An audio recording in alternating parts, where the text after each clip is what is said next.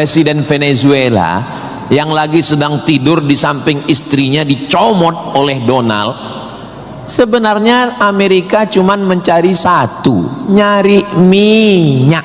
Karena Amerika memang adidaya, betul. Amerika memang kaya, betul. Tapi Amerika nggak punya minyak, maka dia mesti ngambil Venezuela.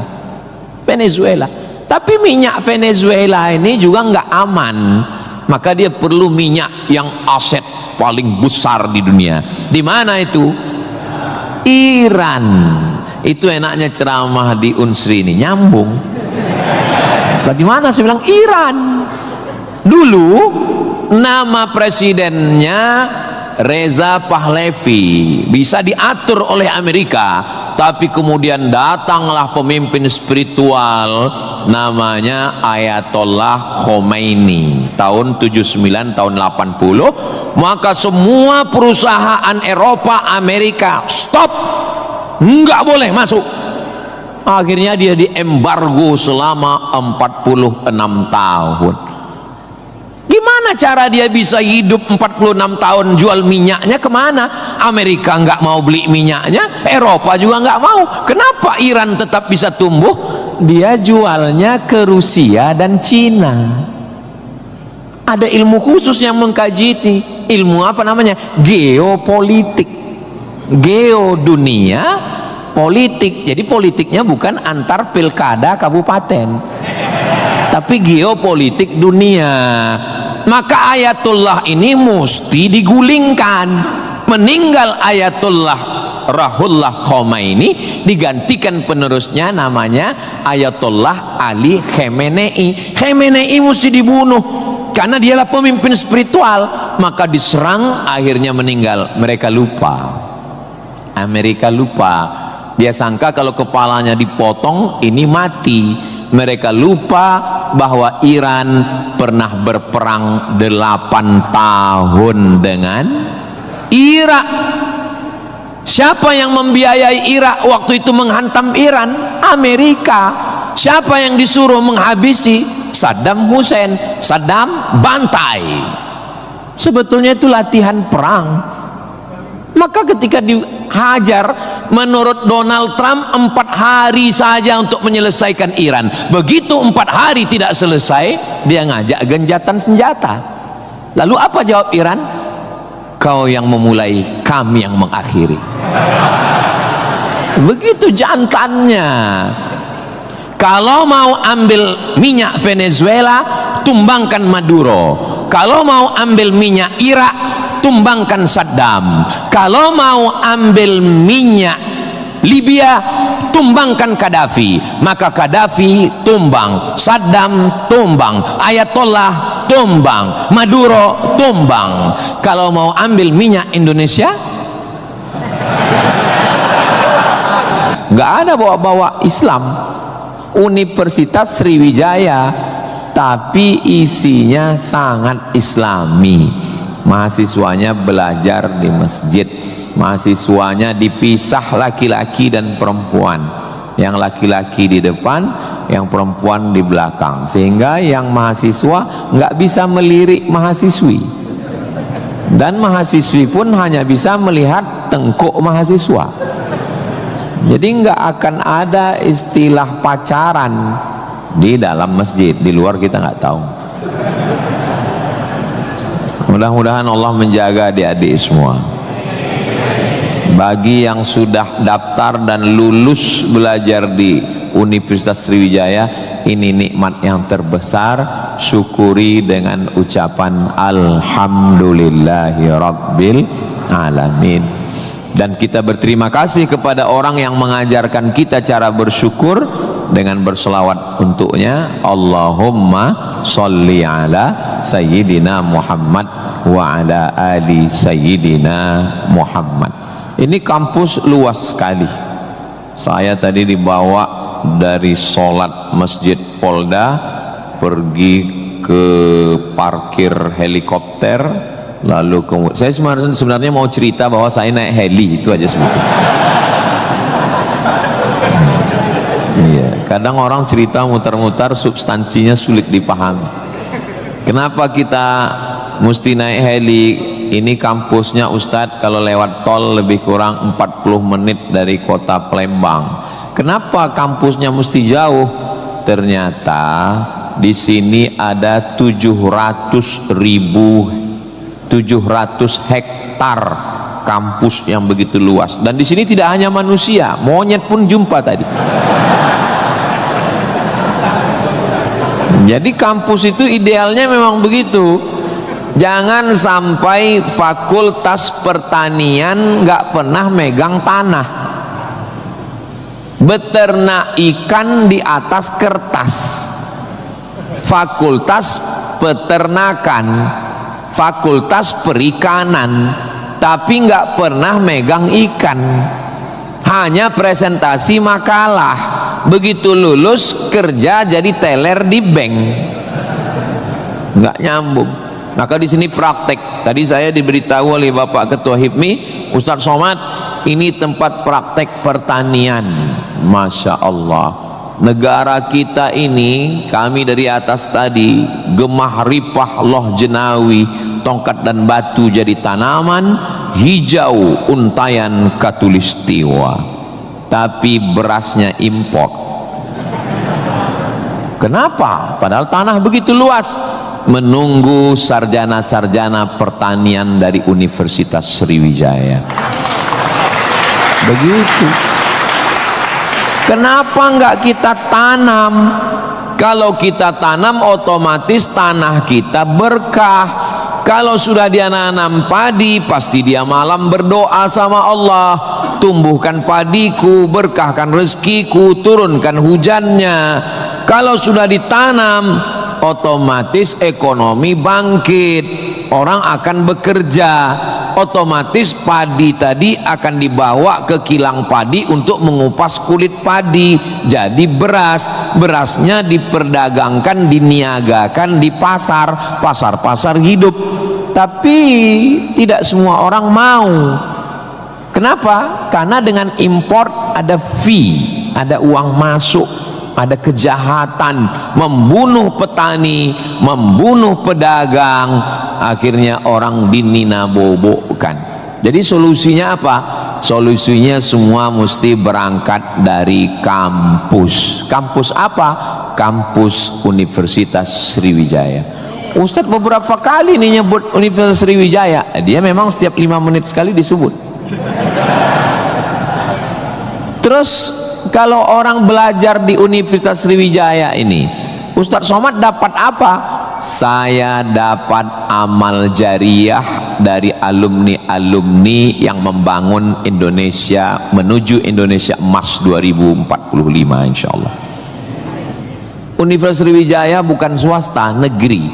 Orang berbondong-bondong nasional dari Sabang sampai Papua mau daftar ke sini. Yang sudah lulus alhamdulillah, yang belum lulus berusaha, bertawakal, berdoa, insya Allah. Enggak lulus innalillah. Sudah lulus, belajar, banggakan orang tua. Enggak usah dulu matanya jelalatan, lirik sana lirik sini, nembak cewek enggak diterima, cinta ditolak, kapak bertindak. Enggak usah, serius aja belajar. Saya jadi mahasiswa sama seperti adik-adik.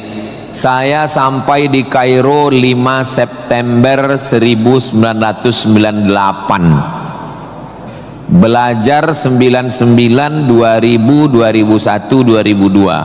4 tahun saya di Mesir, tidak pernah pacaran sekalipun. Makanya saya ngomong sekarang ringan. Coba kalau saya dulu playboy cap gayung, susah saya ngomong. Jadi apa yang kita rasakan waktu kuliah dulu, ya kita ngomongnya cair aja. Adik-adik jangan pacaran, yang penting kualitas belajar, sibuk menyibukkan pikiran untuk belajar.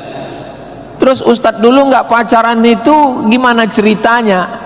Mahasiswa Indonesia 2400, yang laki-laki 2100, yang perempuan 300. Saya termasuk yang tereliminasi. kalah dalam persaingan. Tapi kalau kita kalah dari satu sisi, jangan kalah dari sisi yang lain.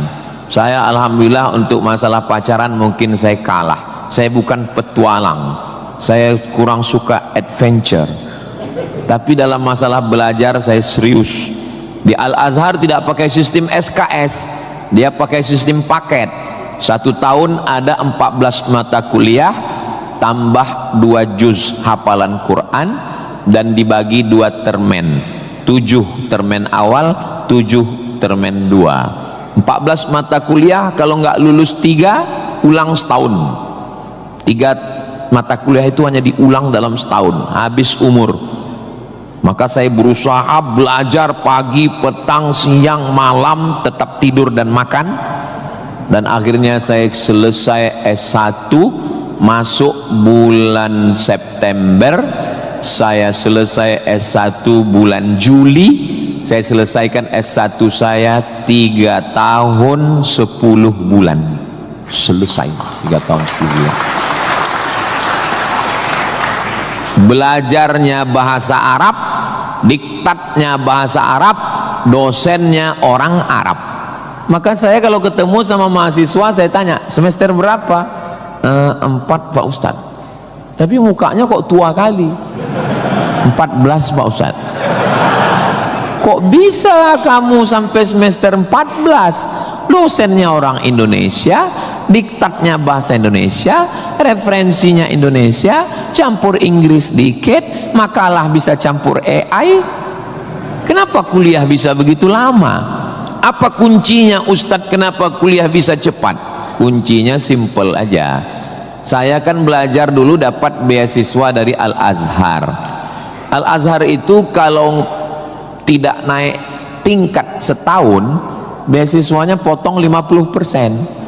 Kalau nggak naik 2 tahun, putus. Kalau 3 tahun nggak naik, DO. Kalau sudah DO, tidak dikasih tiket pulang. Siap-siap membuat rakit dari Sungai Nil ke Sungai Siak. Jadi yang membuat saya serius belajar itu adalah karena takut nggak makan dan takut nggak dapat tiket pulang.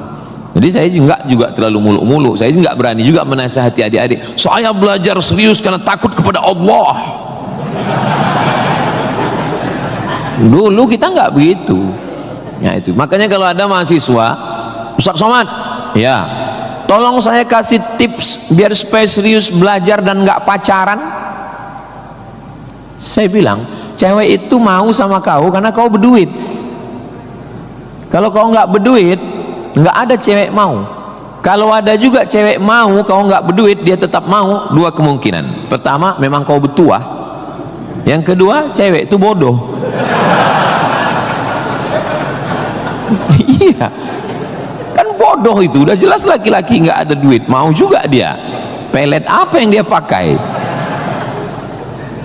Dari semester 1 pacaran, semester 2 sampai KKN, bonceng sana bonceng sini, pergi sana pergi sini, pacaran 5 tahun, ditinggal pas lagi sayang-sayangnya.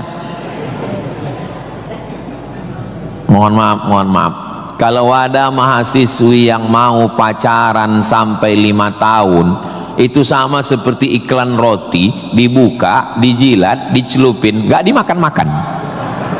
Kira-kira yang rugi cewek apa cowok?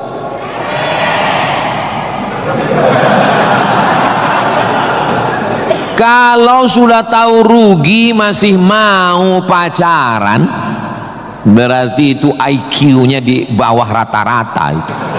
Itu pasti nggak lulus di Unsri itu. Di Universitas Sriwijaya ini orangnya cerdas secara intelektual dan cerdas secara spiritual dan cerdas secara emosional. Cinta, benci, marah, sayang, kecewa, bahagia, itu semuanya adalah emosional. Bahwa kamu jatuh cinta, kalau ada mahasiswa jatuh cinta sama mahasiswi, bersyukurlah, berarti kau nggak homo. Tapi ketika cintamu itu mengalahkan prestasi studi, ingat, orang tuamu bersusah-susah di kampung, kepala jadi kaki, kaki jadi kepala, dia bertani sawah di kampung. Pagi waktu dia mau pergi ke sawah masih bisa dibedakan mana bapakmu, mana sapi. Begitu pulang sore sama bentuknya. Tiba-tiba kamu di kampus menjadi foto model, menjadi, nggak usahlah diteruskan, menyakitkan hati. Kenapa ceramah Ustaz Somad ini kok menyinggung saya terus ya? Kunci mendengar ceramah Ustaz Somad itu satu, jangan tersinggung. Ada beberapa orang tersinggung, pulang meninggal.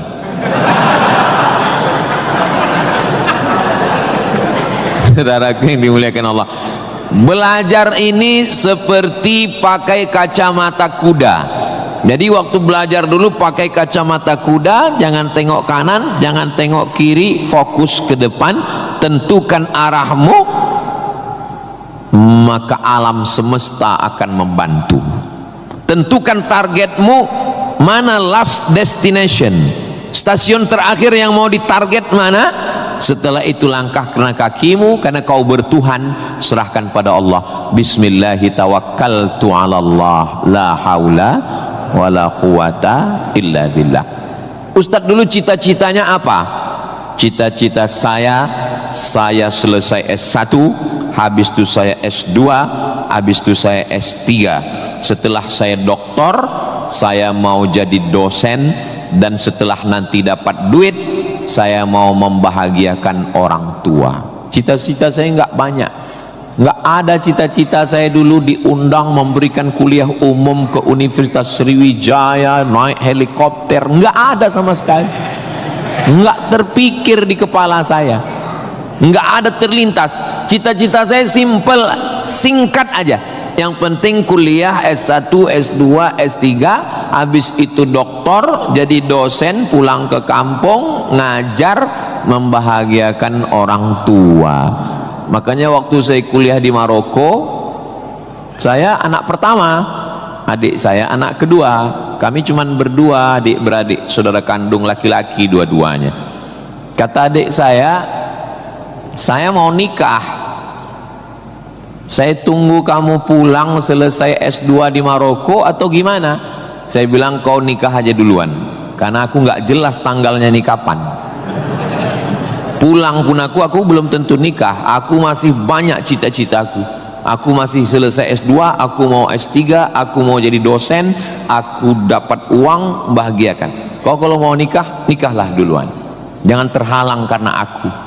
Alhamdulillah adik saya menikah duluan. Anaknya sekarang sudah gadis, anak perempuan pertama, dan sekarang sudah belajar di Al-Azhar Kairo, Mesir. Jadi kita bagi-bagi, kau bahagiakan dengan ibu punya cucu, dan aku membahagiakan dengan kuliahku. Jadi kalau kita mau kuliah, jangan juga kita halangi adik-adik kita yang mau nikah. Jangan sampai kita mau S2, S3, S teler, S cendol, S doger, S bandung, sampai yang di bawah-bawah ini terhalang, terkendala. Tapi insya Allah adik-adik semua sesuai dengan apa spesialisasi kita. Jangan belajar di tempat yang kita nggak minat, nggak suka, akhirnya kita menderita. Kita udah nggak suka bidang ini, tapi karena terpaksa akhirnya menderita, stres, depresi, mati. Apa yang suka? Ini Pak Ustadz, anak saya ini dari kecil memang saya lihat kemana-mana bawa martil Pak Ustadz. Masuk fakultas hukum, jadi hakim konstitusi. Insya Allah. Nggak lulus Pak Ustadz, jadi tukang. Mohon maaf Pak tukang, jangan tersinggung. Karena masjid ini selesai juga karena ada tukang. Anak saya ini kemana-mana bawa jarum suntik Pak Ustadz, fakultas kedokteran. Nggak lulus, pecandu narkoba. Jadi kemana arah kita? Ustadz Somad dulu biasanya anak itu dari kecil sudah kelihatan itu bakatnya kemana. Saya tanya sama emak saya, aku mak dulu kecil kemana arahku? Kau dulu, kata emak saya, kalau kusuruh beli gula sama beli minyak ke warung, nggak pulang-pulang.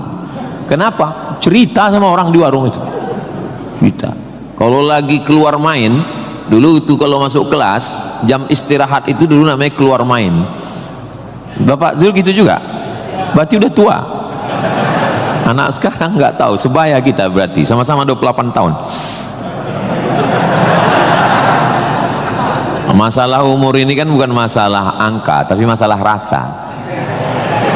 Saya terus terang, kalau di tempat lain saya ceramah saya merasa tua, tapi di Unsri ini rasa semester 7 ini sekarang.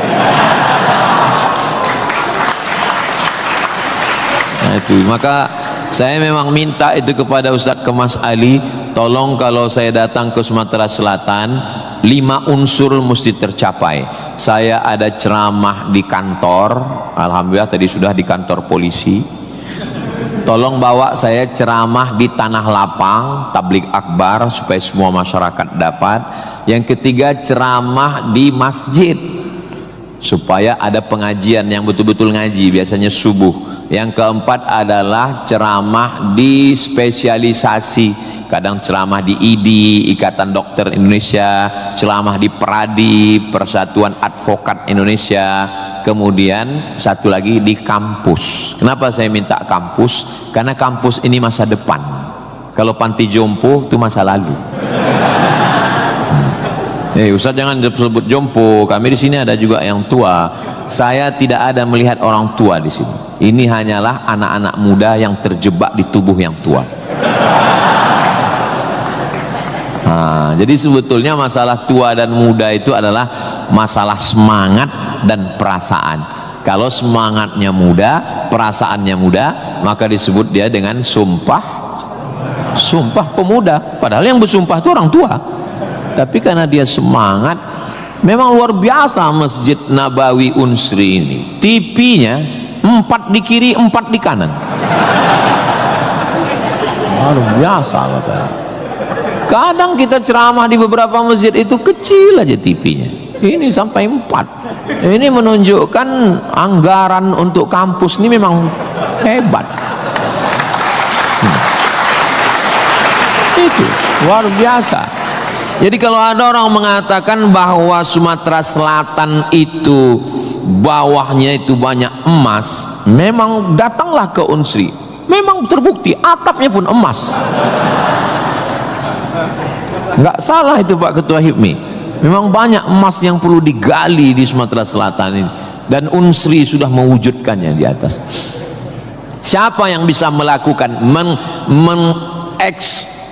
bukan eksploitasi, tapi menggali potensi yang ada di alam ini, itu adalah mahasiswa.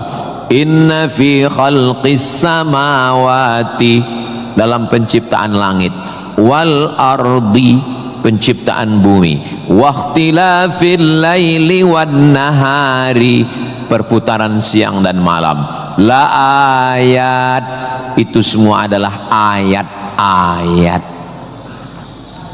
Apa yang kau tahu tentang ayat? Ayat kursi Pak Ustaz. Apa yang kau tahu tentang ayat? Ayat Al-Quran Pak Ustaz. Apa yang kau tahu tentang ayat? Ayat-ayat cinta Pak Ustaz. Ayat semesta. Inna fi khalqis samawati, penciptaan langit, dipikirkan dengan akal, muncul ayat, namanya ayat kauniyah, ayat semesta yang dikaji satu fakultas khusus, namanya fakultas astronomi, bukan astrologi. Yang perlu dipelajari itu astronomi, bukan astrologi. Kalau yang astrologi itu Anda lahir bulan April, bintang Anda Taurus, jangan jatuh cinta dengan Pisces. Karena kalau ikan jatuh cinta dengan kambing, nanti tinggalnya di mana? Buang-buang waktu aja itu, nggak usah dikaji. Tapi ketika berpikir tentang astronomi, tentang ilmu langit, maka umat Islam sudah lama mengkaji itu yang disebut dengan ilmu falak. Ilmu falak itu yang dipakai oleh Badan Lembaga Hisab dan Ru'yah. Hisab artinya perhitungan, menghitung bagaimana tingginya matahari, bulan di atas ufuk Kenapa terjadi persimpangan antara NU dengan Muhammadiyah tentang penetapan 1 Ramadan dan 1 Syawal? Itu berawal dari titik astronomi. Karena menurut Muhammadiyah, kalau sudah nampak 1 hilal, walaupun dia tingginya 0,5 derajat atau 1 derajat, maka itu sudah dianggap sebagai hilal. Tapi menurut NU, Perti, Persis, Al-Wasliyah, Nahdlatul Ulama, maka mereka mensyaratkan sesuai syarat Mabim, Malaysia, Brunei, Indonesia, Singapura, mensyaratkan mesti 3 derajat. 3 derajat baru dianggap sebagai hilal. Kalau 1 belum dianggap sebagai hilal. Kata Muhammadiyah 1 pun hilal, kata NU 3 baru hilal. Akhirnya datang wakil presiden Indonesia, namanya Bapak Yusuf Kala. Pak JK duduk dengan NU dan Muhammadiyah. Kata Pak JK, gimana kalau NU turunkan 1, Muhammadiyah naikkan 1? Karena beliau kan pengusaha, bisnismen, biar supaya ketemu titik temu. Ya nggak ketemu, karena ini metodologinya berbeda. Akhirnya karena nggak ketemu, itulah terjadi 2 perbedaan. Maka umat Islam di Indonesia, dia saling menjaga perasaan masing-masing. Akhirnya masing-masing mengamalkan yang 1 dengan 1 derajatnya, dengan 0,2-nya, yang 1, dan nanti akan terulang lagi pada tanggal 20, pada tanggal 19 hari Kamis 19 Maret itu nanti satu Indonesia akan mengeluarkan teropong untuk melihat astronomi, apakah nampak anak bulan atau tidak.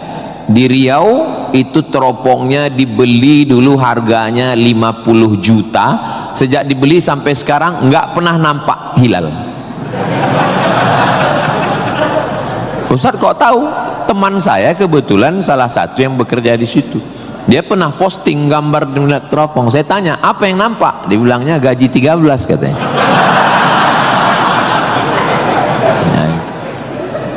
Nah, itu hanya bisa diselesaikan oleh astronomi. Ilmunya, orangnya astronom. Inna fi khalqis samawati wal ardi, bumi, satu fakultas muncul, namanya fakultas geologi. Geo bumi, logi ilmu, geologi ilmu bumi. Ternyata di dalam bumi ini ada batu bara. Di dalam bumi Sumatera Selatan ini batu bara. Ustaz tahu dari mana? Tadi waktu kami naik heli tadi. Ini nyebut heli ini 20 menit sekali harus diulang. Waktu kami tadi naik, itu di Sungai Musi di bawah banyak sekali kapal-kapal membawa batu bara. Batu bara itu di dalam tanah, tapi kalau di Sumatera Utara di atas tanah. Abdul Somad batu bara. Di dalamnya ada nikel, di dalamnya ada minyak, di dalamnya ada emas, di dalamnya ada fosfat, di dalam ada gas, banyak sekali. Sebetulnya yang dicari Donald Bebek itu apa? Sampai jam 12 malam masuk ke kamar tidur Maduro, presiden Venezuela, yang lagi sedang tidur di samping istrinya dicomot oleh Donald. Sebenarnya Amerika cuman mencari satu, nyari minyak. Karena Amerika memang adidaya, betul. Amerika memang kaya, betul. Tapi Amerika nggak punya minyak, maka dia mesti ngambil Venezuela. Tapi minyak Venezuela ini juga nggak aman, maka dia perlu minyak yang aset paling besar di dunia. Di mana itu? Iran. Itu enaknya ceramah di Unsri ini, nyambung. Bagaimana? Saya bilang Iran. Dulu nama presidennya Reza Pahlavi, bisa diatur oleh Amerika, tapi kemudian datanglah pemimpin spiritual namanya Ayatollah Khomeini tahun 79 tahun 80, maka semua perusahaan Eropa, Amerika stop, nggak boleh masuk. Akhirnya dia diembargo selama 46 tahun. Gimana cara dia bisa hidup 46 tahun? Jual minyaknya kemana? Amerika nggak mau beli minyaknya, Eropa juga nggak mau. Kenapa Iran tetap bisa tumbuh? Dia jualnya ke Rusia dan Cina. Masya Allah, sangat luar biasa tausiah yang sudah disampaikan oleh guru kita Al-Ustaz Abdul Somad.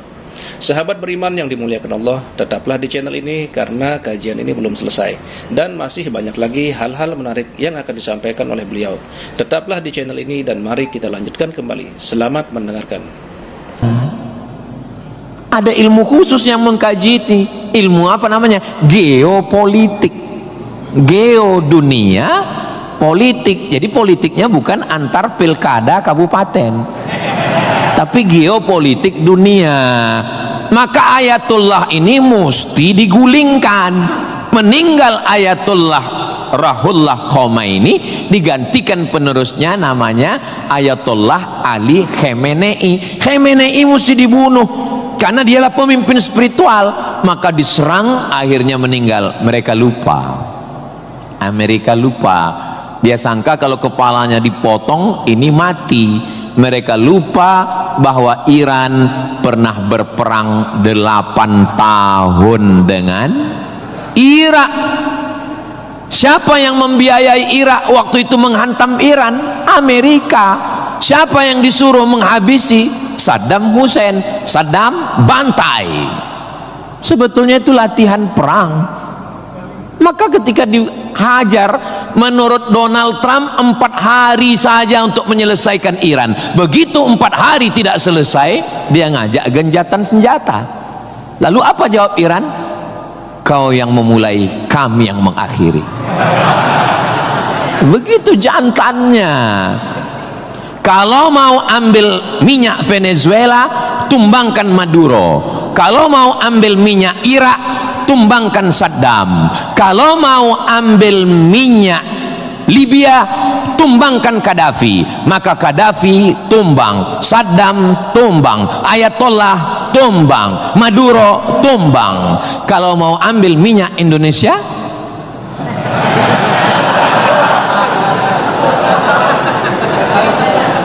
saudaraku yang dimuliakan Allah Subhanahu wa ta'ala, itulah hebatnya. Jadi adik-adik saya ajak 2 SKS kuliah geopolitik. Kenapa untuk mengambil minyak Venezuela mesti ditumbangkan Maduro? Kenapa untuk mengambil minyak Baghdad Saddam mesti ditumbangkan? Kenapa untuk mengambil minyak Libya Gaddafi mesti ditumbangkan? Kenapa Indonesia nggak ada yang ganggu? Karena di Indonesia nggak tumbang pun minyaknya udah dapat. Saudara yang dimuliakan Allah Subhanahu wa ta'ala, sebetulnya dulu nggak tahu adik-adik belajar sejarah gimana, tapi kalau saya dulu belajar sejarah, Belanda datang ke Indonesia ingin mencari rempah-rempah, kayu manis, buah pala, merica, ketumbar. Kita pun waktu itu bingung, nanya sama guru SD, ya, Belanda kesini naik kapal kayu jauh-jauh dari Amsterdam, 3 bulan naik kapal cuman mau cari rempah. Iya katanya.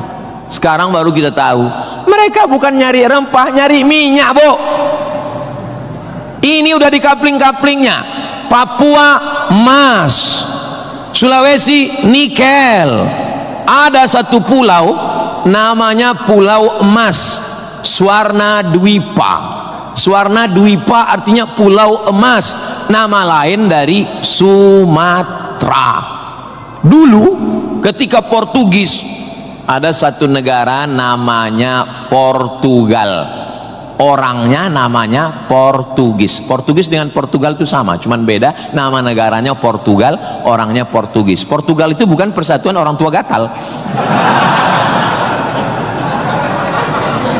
Mereka inilah yang datang untuk mengambil cengkeh ke Tidore dan Ternate, Sumatera, Kalimantan, Sulawesi. Antara Sulawesi dan Papua ada kerajaan kecil Tidore dan Ternate.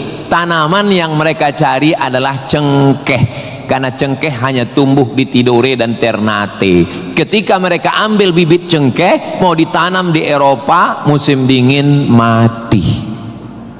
Indonesia ini potensinya luar biasa. Tidak ada negara miskin, yang ada adalah negara salah kelola.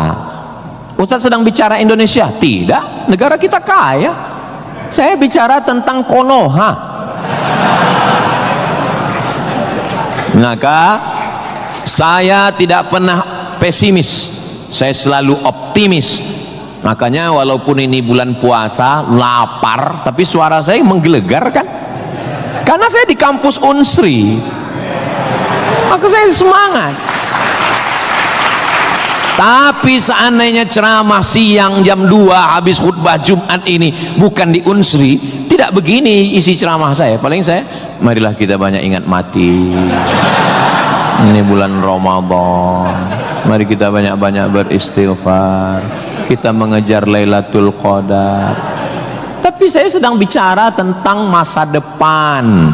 Saya bicara dengan mahasiswa, mereka yang akan melanjutkan tongkat estafet perjuangan ini. Saya yakin dan percaya bidang pertanian sudah, peternakan sudah, geopolitik mereka sangat paham, dan masalah spiritual batinnya mereka dididik di dalam Masjid Nabawi.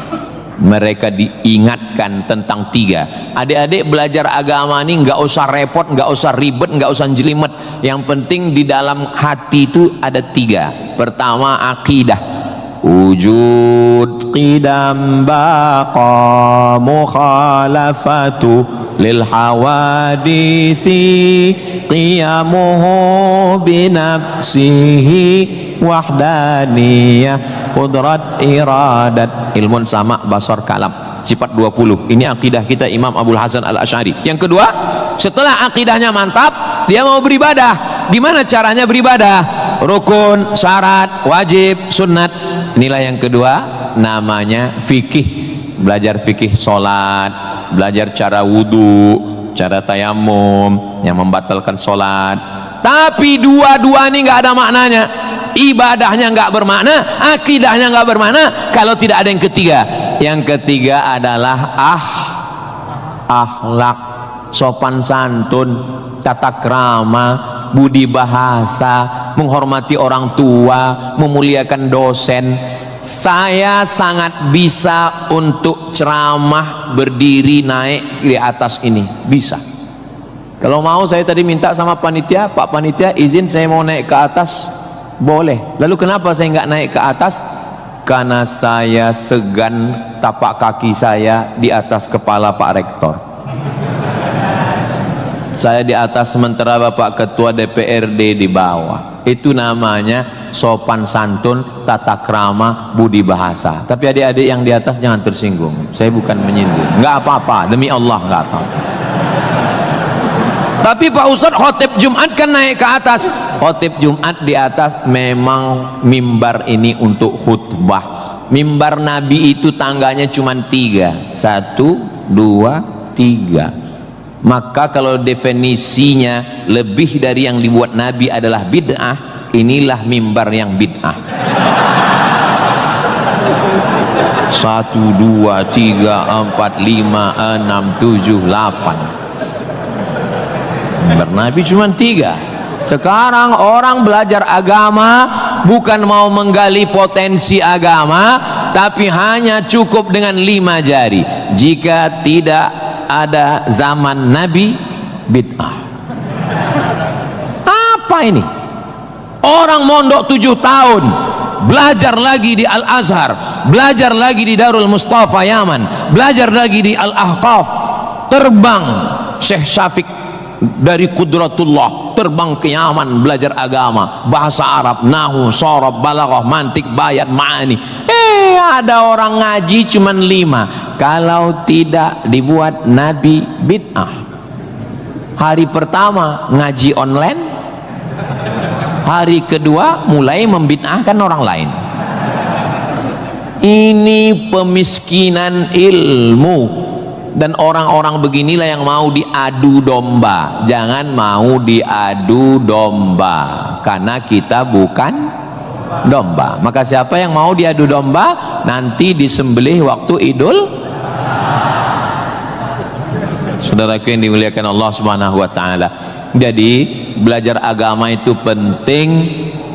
Kalau di universitas agama Islam memang dia ada pelajaran yang begitu banyak, tapi di universitas umum mereka belajar 2 SKS, 16 tatap muka, potong mid semester, potong pertemuan pertama, potong libur banjir, asap dan mati lampu. Hanya tinggal 5 pertemuan. Apa yang bisa diambil dari situ? Tapi saya optimis di Palembang, di Sumatera Selatan, orang tidak hanya ngaji di kampus, tapi juga ngaji di masjid. Bulan Ramadan ini pengajian penuh, kultum subuh, kultum duha, kultum zuhur, kultum asar, kultum menjelang berbuka, kultum habis isya menjelang tarawih, tambah malam 10 terakhir kultum iktikaf. Maka ada namanya madrasah Ramadan. Kira-kira selesai Ramadan ini apa yang bertambah? Alhamdulillah Ustaz Somad, selesai berRamadan ini ada 5 yang bertambah. Apa dia? Berat badan, kolesterol, gula darah, diabetes, asam lambung. Mudah-mudahan selesai Ramadan ini kita sehat walafiat semuanya insyaallah. Ustaz Somad ceramahnya jangan lewat dari jam 2.30. Kenapa? Karena kalau lewat Ustadz ditinggalkan helikopter. Begitu arahan tadi. Saya sebetulnya mau berlama-lama dengan adik-adik sekalian, karena saya nyaman ceramah di Unsri ini. Tapi apalah daya, memang sedap makan ikan gulama, dimakan sambil nonton Harry Potter. Saya tidak bisa berlama-lama karena takut ditinggalkan helikopter. Itulah yang dapat saya sampaikan pada kesempatan yang baik dan mulia ini. Adapun tepuk tangan yang kurang semangat saya maklum karena lapar semuanya. Kepada Bapak Rektor dan